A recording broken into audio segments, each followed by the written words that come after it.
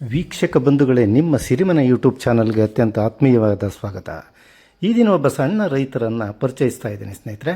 ಅವರು ತರಕಾರಿ ಬೆಳೆ ಬೆಳೀತಾ ಇದ್ದವರು ತರಕಾರಿ ಬೆಳೆಯೋದನ್ನು ನಿಲ್ಲಿಸಿ ಬೀಜೋತ್ಪಾದನೆ ಕಡೆಗೆ ವಾಲ್ತಾ ಇದ್ದಾರೆ. ಯಾಕೆ ಅಂದರೆ ತರಕಾರಿಯಲ್ಲಿ ನಿಶ್ಚಿತವಾದ ಆದಾಯ ಇಲ್ಲ. ಕೆಲವು ಬಾರಿ ಲಾಭ ಆಗುತ್ತೆ, ಕೆಲವು ಬಾರಿ ನಷ್ಟ ಆಗುತ್ತೆ.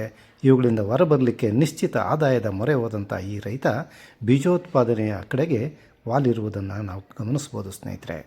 ಈಗ ಅವರಿಂದಲೇ ಆ ಮಾಹಿತಿಯನ್ನು ಪಡೆದು ಯಾವ ರೀತಿ ಬೀಜೋತ್ಪಾದನೆಯನ್ನು ಮಾಡ್ತಾರೆ, ಕಂಪ್ನಿಯ ಜೊತೆಗೆ ಅವರ ಒಪ್ಪಂದಗಳು ಯಾವ ರೀತಿ ಇರ್ತವೆ, ಈ ರೀತಿಯಾದ ಒಂದು ಕೃಷಿಯಿಂದ ಏನೆಲ್ಲ ಆದಾಯ ಇದೆ ಅನ್ನೋದನ್ನು ಅವರಿಂದಲೇ ತಿಳ್ಕೊಳ್ಳೋಣ. ಬಂದಿಷ್ಟು ರೈತರ ಪರಿಚಯ ಮಾಡ್ಕೊಳ್ಳೋಣ.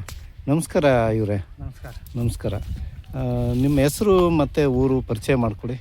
ನಮ್ಮದು ಗಿರೀಶ್ ಅಂತ, ಚಿಕ್ಕಬಾಸವರು, ಕಡೂರು ತಾಲೂಕು, ಬಿಳವಾಲ ಪೋಸ್ಟು. ಹಾಂ ಹಾಂ. ಗಿರೀಶ್ ಅವರೇ, ಈಗ ನಾನು ಈಗ ನೋಡುವಾಗ ಇದೇನು ಇಷ್ಟೊಂದು ಕಾಯಿಗಳು ಇಲ್ಲಿ ಮತ್ತು ಆ ಕಡೆ ಪೋರ್ಷನಲ್ಲಿ, ಆಮೇಲೆ ಈ ಕಡೆಗೆಲ್ಲ ಬಿದ್ದಿದ್ದಾವೆ, ರಾಶಿ ರಾಶಿ ಕಾಯಿಗಳು ಬಿದ್ದಿದ್ದಾವೆ. ಇದೇನಪ್ಪ ಅಂತ ನೋಡಿದೆ, ಇದೇನು ಏನು ಕಾಯಿ ಇದು? ಕುಂಬಳಕಾಯಿ ಅಂತ. ಕುಂಬಳಕಾಯಿ. ಸೀಡ್ಸಿಗೆ ನೀವು ಸೀಡ್ಸಿಗೂ ಕಳ್ಸೋಕ್ಕೋಸ್ಕರ ಬೆಳೀತಾ ಇದ್ದೀರಿ. ನಿಮ್ಮದು ಎಷ್ಟು ಎಕರೆಯಲ್ಲಿ ಬೆಳೀತಾ ಇದ್ದೀರಿ ಇದನ್ನ? ಒಂದು ಈಗ ಅರ್ಧ ಎಕರೆಯಲ್ಲಿ ಬೆಳೀತಾ ಇದ್ದೀವಿ. ಹಾಂ ಹಾಂ. ಈ ಕಡೆಗೆ ಯಾವುದು ಇದು ಜಾಗ ನಿಮ್ಮದೇನಾ? ಹಾಂ ಹಾಂ. ನೋಡಿ, ಈ ಕಡೆಗೆ ಇನ್ನೂ ಕಟಾವು ಪೂರ್ತಿ ಆಗಿದೆಯಾ? ಕಟಾವಾಗಿದೆ, ಈಗ ಬೀಜ ತೆಗಿತಾ ಇದ್ದೀರಿ. ಹಾಂ ಹಾಂ. ಸರಿ, ಇದು ಎಷ್ಟು ತಿಂಗಳು ಬೆಳೆ ಗಿರೀಶ್ ಅವರೇ? ಇದು 4 ತಿಂಗಳು ಬೆಳೆ. ಹಾಂ. ಇದು ಎಷ್ಟು ಜಾಗದಲ್ಲಿ ಹಾಕಿದ್ದೀರಿ? ಈಗ ಒಂದು ಅರ್ಧ ಎಕರೆಯಲ್ಲಿ ಹಾಕಿದ್ದೀವಿ. 8 ಅಡಿ 1 ಸಾಲು. ಅರ್ಧ ಎಕರೆಗೆ ಹಾಕಿದಿರಿ, 8 ಅಡಿಗೆ 1 ಸಾಲು. ಬೇಸಾಯ ಮಾಡಿ ಆಮೇಲೆ 8 ಅಡಿಗೆ 1 ಸಾಲಿನಂತೆ ನೀವು ಬೀಜ ಹಾಕ್ಕೊಂತ ಹೋಗ್ತೀರಾ? ಬೀಜ ಒಂದು 6 ದಿನ ಮೊಳಕೆ ಕಟ್ತೀವಿ, ನರ್ಸರಿ ಕೊಟ್ಟು. ಹಾಂ. ಅದು 6 ದಿನಕ್ಕೆ ಬರುತ್ತೆ. ಹಾಂ. 6 ದಿನಕ್ಕೆ ಬಂದಾಗ ಅದನ್ನ ನೀರು ಬಿಟ್ಬಿಟ್ಟು. ಈಗ ಬೀಜ ಎಲ್ಲಿಂದ ತರ್ತೀರಿ? ಕಂಪ್ನಿಯವ್ರು ಇದ್ದಾರೆ. ಕಂಪ್ನಿಯವರು ನೀವು ಬೀಜ ಕೊಡ್ತಾರೆ, ನೀವೇನು ಮಾಡ್ತೀರಿ? ಅದು ನರ್ಸರಿಯಲ್ಲಿ ಇದು ಮಾಡಿಬಿಟ್ಟು ಅವರೇ ನರ್ಸರಿಯಲ್ಲಿ ಗಿಡ ಮಾಡಿ ಕೊಡ್ತಾರೆ. ಗಿಡ ಮಾಡಿ ಕೊಡ್ತಾರೆ. ಅದನ್ನ ನಾವು 6 ದಿವಸ ಆದ ನಂತರ ತಂದು ಊರಿಬಿಟ್ಟು, ಹಾಂ, ಇದು ಗಂಡು ಬೇರೆ ಹೆಣ್ಣು ಬೇರೆ ಇರುತ್ತೆ.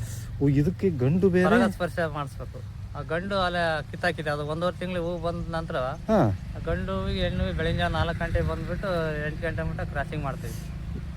ಅಲ್ಲಪ್ಪ, ಈಗ ತಡ್ರಿ, ಈಗ ನೀವು ಬೀಜ ಕೊಡ್ಬೇಕಾದ್ರೆ ಇದು ಗಂಡು ಬೀಜ ಹೆಣ್ಣು ಬೀಜ ಅಂತ ಗೊತ್ತಿರುತ್ತೆ. ಸಪ್ರೇಟ್ ಕೊಟ್ಟಿರ್ತಾರೆ. ಸಪ್ರೇಟ್ ಮುಂಚೆ ಕೊಟ್ಟಿರ್ತಾರೆ, ಇದು 1 ವಾರ ಲೇಟಾಗಿ ಕೊಡ್ತಾರೆ. ಹಾಂ ಹಾಂ ಹಾಂ. ಸರಿ, ಈಗ ಪರಾಗಸ್ಪರ್ಶ ನೀವು ಯಾವ ಟೈಮ್ನೇ ಮಾಡಬೇಕು? ಬೆಳಿಗ್ಗೆ 4ರಿಂದ 7 ಗಂಟೆ 8 ಗಂಟೆ ಮಟ್ಟ ಮಾಡ್ತೀವಿ. ಓ, ಬೆಳಗಿನ ಜಾವ 4 ಗಂಟೆಗೆ ಬರಬೇಕು. ಪರಾಗಸ್ಪರ್ಶ ನೀವು ಮಾಡಬೇಕು. ಆಮೇಲೆ ಇಂಥದ್ದು ಮಾಡಿದೀವಿ ಅಂತ ಅದಕ್ಕೆ ದಾರ ಕಟ್ತೀವಿ. ಪರಾಗಸ್ಪರ್ಶ ಆಗಿರೋದಕ್ಕೆ ದಾರ ಕಟ್ಟಿ ಬಂದ ನಂತರ ಚೆಕ್ ಮಾಡಿಬಿಟ್ಟು ಅದು ಇಲ್ಲ ದಾರ ಇಲ್ಲ ಅಂದ್ರೆ ಹೊಡೆದಾಕ್ತಾರೆ ಕಾಯಿ. ಓ ಹೋ ಹೋ ಹೋ. ಈಗ ಅವ್ರು ಚೆಕ್ ಮಾಡಕ್ಕೂ ಬರ್ತಾರೆ ಕಂಪ್ನಿಯವರು. ಆ ಕಂಪ್ನಿಯವರು ಯಾವ ಕಂಪ್ನಿಯವ್ರ ಜೊತೆಗೆ ಇದನ್ನು ಟೈಪ್ ಮಾಡ್ಕೊಂಡು ಬೆಳೀತಾ ಇದ್ದೀರಿ? ಇದು ಮೈಕಾ ಕಂಪ್ನಿ, ಆಮೇಲೆ ಬೇರೆ ಬೇರೆ ಕಂಪ್ನಿಯವ್ರು ಇದ್ದಾರೆ. ಆ ಕಂಪ್ನಿಯವರು ಒಟ್ಟಿಗೆ ಬಂದು ಪ್ರತಿ ಒಂದು ಸ್ಟೇಜಲ್ಲೂ ಕೂಡ ಚೆಕ್ ಮಾಡ್ತಾರೆ. ವಾರಕ್ಕೆ 15 ದಿವಸಕ್ಕೆ ಬಂದು ಪ್ರತಿ ಸ್ಟೇಜಲ್ಲೂ ಚೆಕ್ ಮಾಡ್ತಾರೆ. ಓಕೆ. ಈಗ ಯಾಕೆಂದರೆ ಸಾಮಾನ್ಯವಾಗಿ ಎಲ್ಲ ರೈತರು ಈಗ ಬೀಜ ಉತ್ಪಾದನೆ ಮಾಡೋದಿಲ್ಲ,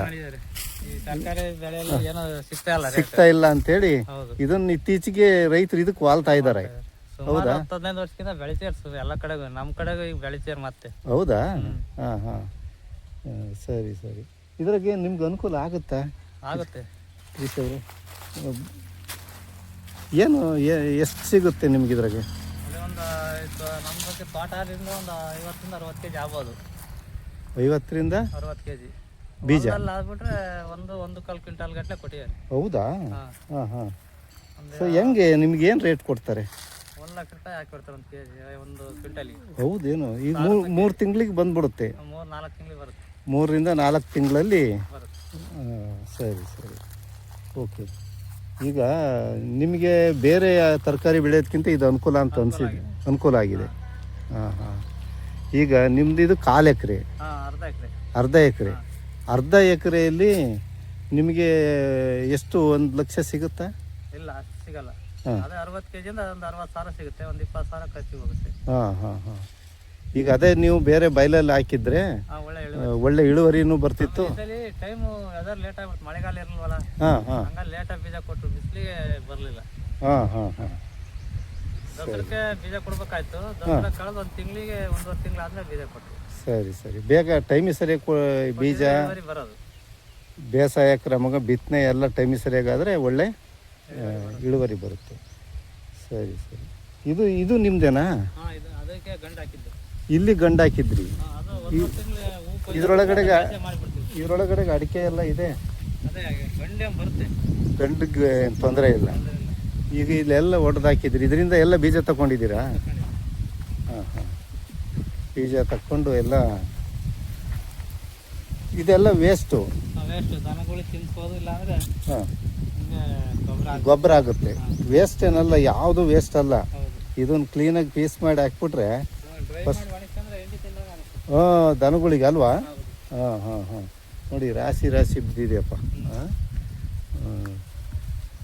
ಸರಿ ಈಗ ರೈತರು ಇವತ್ತು ಭಾಳಷ್ಟು ಸಂಕಷ್ಟದಲ್ಲಿದ್ದಾರೆ. ಈಗ ತರಕಾರಿ ತಗೊಂಡು ಹೋಗ್ತಾರೆ, ಅಲ್ಲಿ ಲೋಡ್ ಗಟ್ಲೆ ಬೆಂಗಳೂರಿಗೆ ತಗೊಂಡೋಗಿ ರೋಡಿ ಸುರಿದು ಕೇಳರ್ ಇಲ್ದಂಗೆ ಆಗ್ತದೆ. ಟೊಮೊಟೊ ಬೆಳಿತಾರೆ, ರೋಡಿ ಸುರಿದು ಬರ್ತಾರೆ, ಹಿಂಗೆಲ್ಲ ಆಗ್ತದೆ ಕೆಲವು ಬಾರಿ. ಆದರೆ ನಿಮಗೆ ಈಗ ಈ ರೀತಿ ಬೀಜೋತ್ಪಾದನೆ ಮಾಡೋದ್ರಿಂದ ನಿಶ್ಚಿತವಾದ ಆದಾಯ ಅಲ್ವಾ? ರೇಟ್ ಫಿಕ್ಸ್ ಇರುತ್ತೆ. ಹಾಂ ನೆಮ್ಮದಿ, ನಮಗಿಷ್ಟು ಇನ್ಕಮ್ ಬಂದೇ ಬರುತ್ತೆ ಅನ್ನೋದು ಖಾತ್ರಿ ಇರುತ್ತೆ. ಈಗ ಆ ಕಡೆದು ನೋಡೋಣ. ಗಿರೀಶ್ ಅವರು ಇದೆಲ್ಲ ಲಾಟ್ ಹಾಕ್ಬಿಟ್ಟಿದ್ದೀರಿ. ಏನು ಈಗ ತೆಂಗಿನಕಾಯಿ ಹಾಕ್ತಾರಲ್ಲ ಒಂದ್ರ ಮೇಲೆ ಒಂದು ರಾಶಿ, ಹಂಗೆ ಹಾಕಲ್ವಾ? ಡ್ಯಾಮೇಜ್ ಆಗಂಗಿಲ್ಲ. ಡ್ಯಾಮೇಜ್ ಆದರೆ ಬೀಜ ಎಲ್ಲ ವೇಸ್ಟ್ ಆಗ್ತವೆ, ಈ ಥರದ್ದು ಇದರಲ್ಲೆಲ್ಲ ಬೀಜ ತೆಗೆದು ಈಗ ಕಲೆಕ್ಟ್ ಮಾಡಿರೋದು ಈಗ ಈ ಥರದ್ದು ಎಷ್ಟಿದೆ ಈಗ ಕಲೆಕ್ಟ್ ಮಾಡಿರೋದು? ಅಲ್ಲಿದೆಯಾ?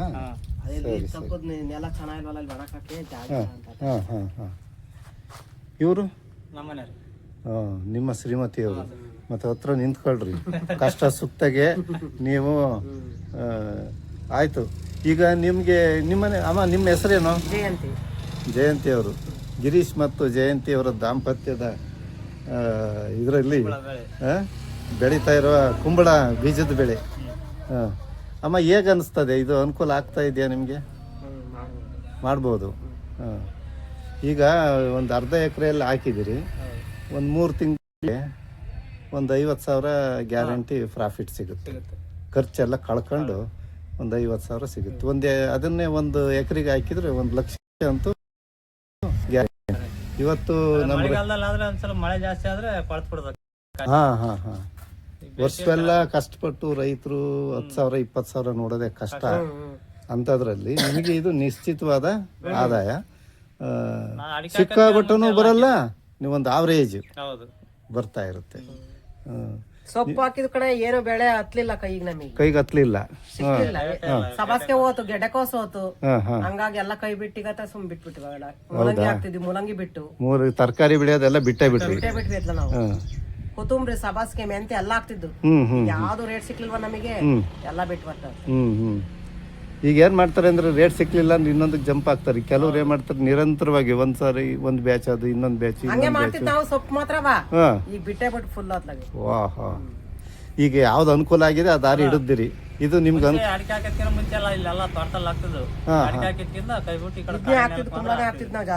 ಹೌದಾ? ಈಗ ಅನುಕೂಲ ಆಗ್ತಾ ಇದೆ ಅಂದಾಗ ಇದನ್ನೇ ಕಂಟಿನ್ಯೂ ಮಾಡ್ರಿ ಅಲ್ವಾ?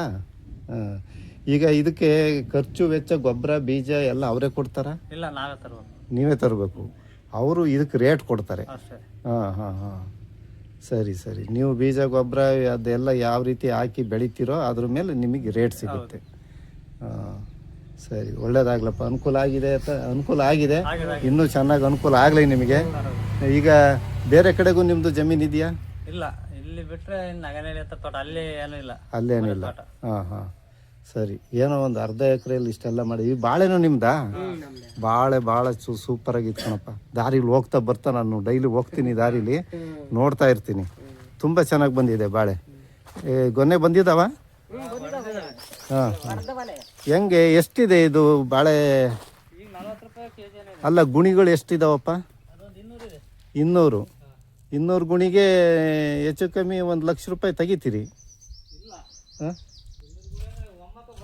ಹಾಂ ಅಲ್ಲ ಇವಾಗಿನ ರೇಟ್ ಇದ್ರೆ ಹಾಂ ಇಲ್ಲಿ 200 ಗುಣೆ ಅಂದ್ರೆ ಒಂದೇ ಸಮ ಬರಲ್ಲ. ಒಂದು 100 ಗುಣ ಕಟ್ಟಿ ಅಂದ್ರೆ ಒಂದು ಹಾಂ 30ರಿಂದ 40 ಸಾವಿರ ಆಗುತ್ತೆ. ಹಾಂ 200 ಗುಣೆ ಒಂದು ಗೊನೆ ಎಷ್ಟು ಕೆ ಜಿ ಬರುತ್ತಪ್ಪ? ಅದೇ ಒಂದು 10ರಿಂದ 15 ಲೆಕ್ಕ ಕಟ್ಟಿ 10 ಕೆ ಜಿ ಇಟ್ಕೊಳ್ರಿ. 10 kg ಅಲ್ಲಿ 400 ರೂಪಾಯಿ. ಹ್ಞೂ 400 ರೂಪಾಯಿ. ಹ್ಞೂ ಅದೇ 100 ಗುಣೆ ಮಾಡಿದ್ರೆ 40 ಸಾವಿರ. 40 ಸಾವಿರ. 200 ಗುಣಿ ಅಲ್ಲಿಗೆ 80 ಸಾವಿರ. ಹಾಂ ಹ್ಞೂ ಮತ್ತಿದೆ 3 ವರ್ಷ ಕಂಟಿನ್ಯೂ ಮಾಡ್ಬೋದಲ್ಲ. ಹಾಂ ಇದೇ ಕಂಟಿನ್ಯೂ ಇರುತ್ತಲ್ಲ. ಹಾಂ 200 ಗುಣಿ ಇದೊಂದು 1/4 ಎಕರೆ ಇರ್ಬೋದು ಅಲ್ವಾ? ಅಷ್ಟು ಇಲ್ಲ, ಒಂದು 10 ಗುಂಟೆನೇ ಐತಿ. 10 ಗುಂಟೆ. 10 ಗುಂಟೆನೂ ಇಲ್ಲ, ಕಮ್ಮಿ ಐತಿ. 10 ಗುಂಟೆ ಹಾಂ ಕೊಲ್ಗಿದೆ. ಒಂದು 10 ಗುಂಟೆ 1/4 ಎಕರೆಗಿಂತ ಕಡಿಮೆ ಇರೋ ಜಾಗದಲ್ಲಿ ವರ್ಷಕ್ಕೆ 80 ಸಾವಿರ ಯಾವ್ದ್ರ ದುಡಿತೀಯಪ್ಪ? ಇಲ್ಲ ಇಲ್ಲ. ಹಾಂ ಒಳ್ಳೆ ದುಡಿಮೆ ಗಿರೀಶ್ ಅವರೇ. ಚೆನ್ನಾಗಿ ದಂಪತಿಗಳು ಒಂದಾಗಿ ದುಡಿತಾ ಇದ್ದೀರಿ. ಒಳ್ಳೇದಾಗಲಿ ಗಿರೀಶ್ ಅವರೇ, ಬರ್ತೀನಿ. ಹಾಂ ತುಂಬ ಚೆನ್ನಾಗಿ ದುಡಿತಾ ಇದ್ದೀರಿ, ದುಡೀರಿ. ಈ ದುಡಿಮೆಗೆ ಯಾವತ್ತೂ ಸಂಗಾತಿಯವರು ಕೈ ಜೋಡಿಸಿದಾಗ ಮಾತ್ರ ನಾವು ಯಶಸ್ಸಾಗಕ್ಕೆ ಸಾಧಿಸೋಕ್ಕೆ ಸಾಧ್ಯ ಅಲ್ವಾ? ಹೌದು. ಹಂಗಾಗಿ ನಿಮ್ಮ ಮನೆಯವರ ಸಹಕಾರ ಅದರಿಂದ ನೀವಿಬ್ಬರು ಕೂಡ ಒಂದಾಗಿ ದುಡಿಯೋದಕ್ಕೆ ಸಾಧ್ಯ ಆಗ್ತಾ ಇದೆ. ಹೌದು. ಸರಿ, ಒಳ್ಳೇದಾಗಲಿ ಗಿರೀಶ್ ಅವರೇ. ನೆಕ್ಸ್ಟು ಇನ್ನೊಮ್ಮೆ ಬೇರೆ ಬೆಳೆ ಬೆಳೆದಾಗ ಬಂದು ವಿಡಿಯೋ ಮಾಡ್ತೀನಿ. ಹಾಂ ಓಕೆ.